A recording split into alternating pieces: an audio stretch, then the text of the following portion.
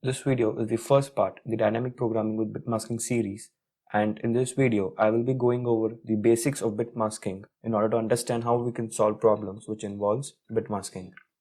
To understand bit masking, let us consider this problem where we're given a set of size n.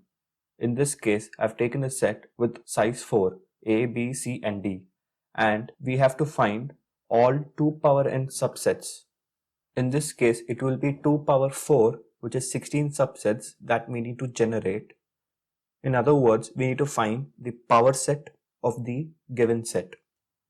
As you can see here, I have listed down 6 subsets out of all possible 16 subsets for this set ABCD, and we are going to see how we can represent each of these subset using bit masking.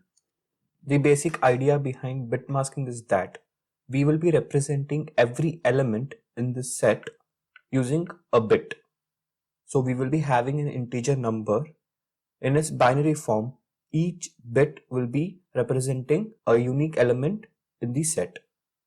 For example, this subset A can be written down as 0, 0, 0, 1, where this 1 is the 0th bit and it represents the element A. This first bit represents B, second bit represents C, and the third bit represents D. Since the subset contains only A, this bit which is representing A is set as 1. So, in our binary form, A is represented by bit 0, B is represented by bit 1, C is represented by bit 2, and D is represented by bit 3. And our binary number is written in this form: B3, B2, B1, B0. So our empty set can be written as 0, 0, 0, 0. Everything is 0 because no elements are present in this subset. For B and C, so the 0th bit will be 0 since A is not present. The next bit represents B and B is present. Next, C is also present. Next, D is not present. Here A is present, B is not present, C is present, D is present.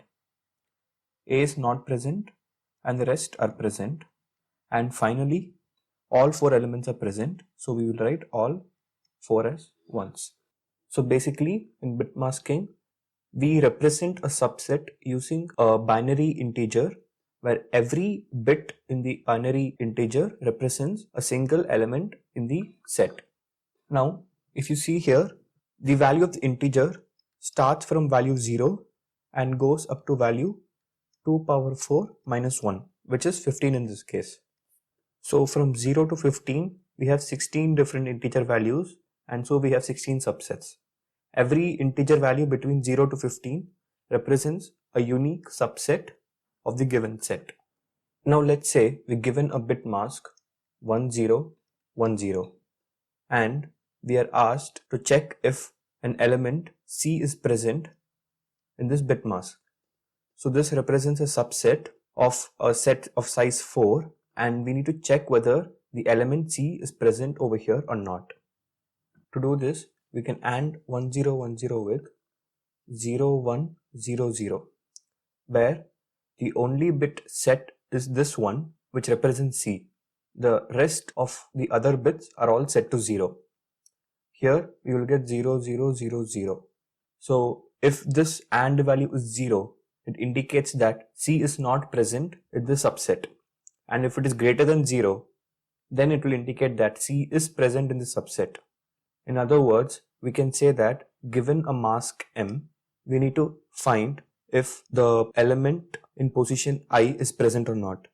We can do M bitwise AND 1 left shift I times. If this is greater than 0, then we can say that element at ith position is present in the subset denoted by mask M. Here the I value for C is 2, and so 1 left shift 2 will be 0100. So from here we have left shifted twice.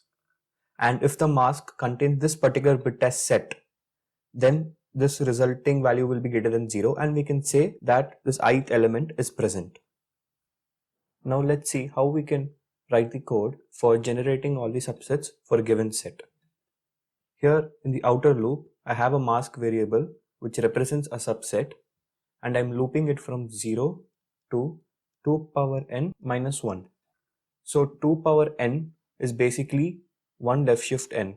So whenever you left shift a number by 1, you multiply it by 2. And so when you left shift 1 n times, you do 1 and multiply with 2 n times. And so you get 2 power n. So if say n is equal to 4, then 1 left shift n will be 1, 2, 3, 4. So you will have 4 zeros in front.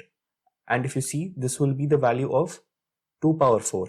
And we need to loop mask from 0 to 2 power n minus 1. Since 2 power n minus 1 is the biggest number that can hold n bits. Now, in the inner for loop, we will be checking that for the current mask, which all elements are present. So we will be iterating over all elements from 0 to n minus 1. And as we discussed before, we will take the AND of mask with 1 left shift I. So this will set the ith bit to 1, and if it is greater than 0, we know that the ith element is present in the subset, and we can process this element as per the requirement. Now let's discuss a very clever technique which is used in bit masking, and it is used quite often. So say we're given a bit mask of some size n. So here the size is 8, and we need to find all the subsets of this particular subset, meaning that this mask represents the set 1, 3, 6, because the first bit is set, the third bit is set, and sixth bit is set. So this particular subset contains 3 elements, and we need to enumerate or go through all the subsets of this particular set. So there will be in total 2 cube equal to 8 subsets for this, and we need to go through all of them. Now how can we do this efficiently?